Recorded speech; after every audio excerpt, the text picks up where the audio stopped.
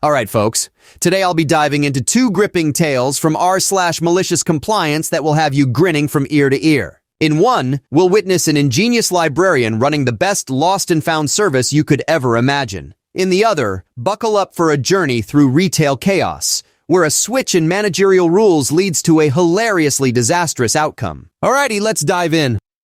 If he says it's his, it's his. You sure you want to go with that? Posted by local librarian.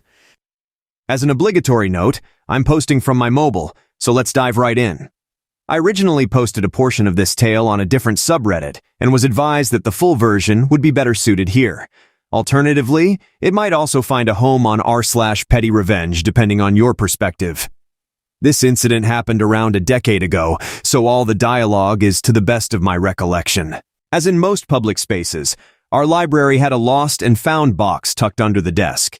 The typical process was for patrons to inquire if a misplaced item had been found. However, as the sands of time shifted, so did our management, bringing us a new boss, whom I'll refer to as Karen, for simplicity's sake. Karen didn't approve of our lost and found setup.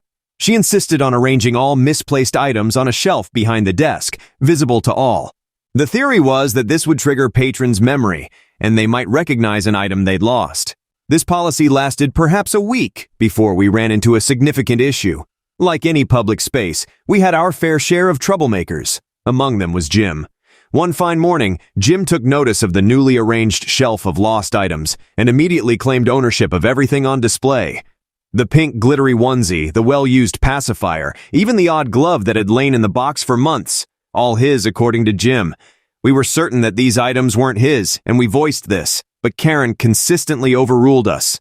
Her stance was, if he says it's his. Hand it over. Besides, he's helping us clear out this stuff, so why does it matter?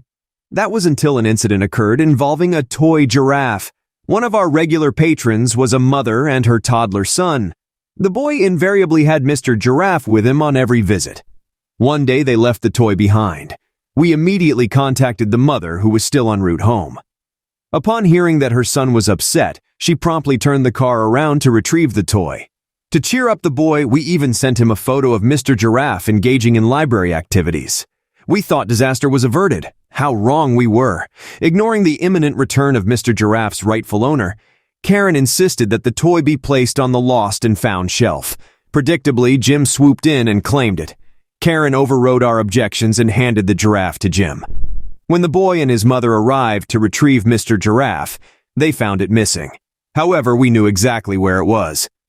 After some persuasion, Karen reluctantly joined us to confront Jim, who naturally denied any knowledge of the toy's whereabouts. The child, however, spotted the familiar form of Mr. Giraffe poking out from Jim's backpack and gleefully retrieved it. As Karen stammered, we echoed, "We told you it wasn't his." You might think this was the end of the story, but the malicious compliance hadn't yet begun. Soon after the giraffe incident, Karen and Jim continued with their usual antics. During one of Karen's absences at a conference, she left behind a distinctive pricey water cooler/tumbler. Jim, of course, immediately claimed it. When Karen returned and discovered Jim with her cooler, he taunted her. "All I have to do is say it's mine, and they have to give it to me. That's the rule." That very afternoon, our lost and found box found its rightful place beneath the desk once more, with Jim required to describe any item he wished to claim. A couple of quick edits for clarification. Some of you seemed confused about my use of water cooler, so I've tried to describe it better. Karen was explicitly told by all of us that the mother was on the way to retrieve Mr. Giraffe, and we initially hid the toy under the desk. Despite this, Karen put it on the shelf and then handed it over to Jim when none of us would comply. Jim tried to claim that Mr. Giraffe was a chew toy for his dog. Not that any of us believed him, of course. After the box returned to its place under the desk, it took some time to break Jim's habit of asking about lost items. Eventually, he ceased asking. And yes, Jim had other issues, but they don't seem relevant to this story, like the daily mess of powder in the men's restroom. Jim, if you need that much powder, please see a doctor. Insert obligatory, "Damn it, Jim, I'm a librarian, not a," line here. Wow, and I thought libraries were only about books and overdue fines. Who knew they doubled as thrift stores? I guess the next time I lose my umbrella, I'll know where to go. And hey, bonus points for recycling. Turning lost property into a fashion statement, that's innovation right there. Work on small freight first, alrighty then. Posted by Andrew Hester 666. After being a longtime lurker, I'm finally sharing my own story. It's a bit lengthy, but the backstory is essential for full understanding. I once worked for a well-known home improvement retailer in the Midwest United States. While retail comes with its own challenges, today's tale revolves around my assistant manager. At the time, I was a morning stalker, senior among two other guys despite only being at the company/store for 6 months. One colleague, a retired aviation engineer, who had traded a sedentary retirement for something more active, served as a down stalker, transferring excess product from high shelves to store level.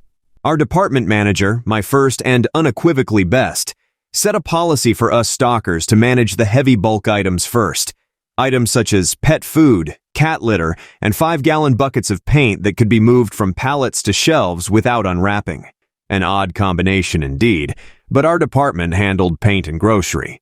We started with these bulk items, gradually working our way down to smaller ones, ending with the smallest items like theater box candy.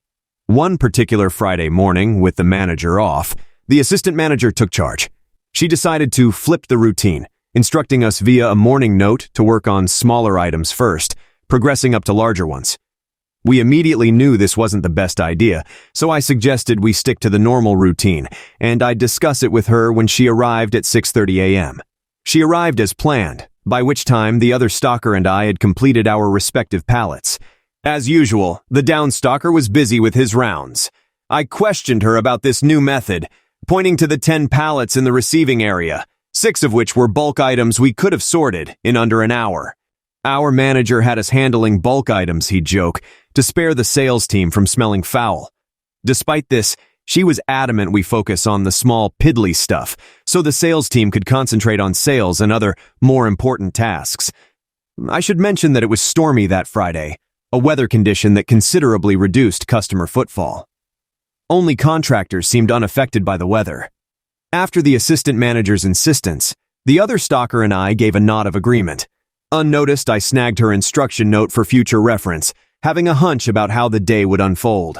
Saturday's events echoed Friday's, except this time we complied with her instructions, sorting small items like candy and over-the-counter medicines first. Despite another 15 pallets arriving, we only managed to dispatch 7 on Friday, 4 of which were bulk, and just 2 on Saturday. We stalkers didn't work Sundays. We operated from 5 a.m. to 9 a.m., and on Monday mornings the managers would swap places. The department manager was expected at noon. Around 8:30 a.m., the assistant manager grasped the enormity of her error. More than 10 pallets loomed in the back aisle, and receiving was crammed with an additional 20 to 30 pallets, with the majority being bulk items we could have easily processed. Salespeople told us that she hadn't directed any of them to handle the freight, focusing instead on tasks like tidying shelves. Word from receiving was that 2 more trucks were due that day, prompting some amusement among us stalkers.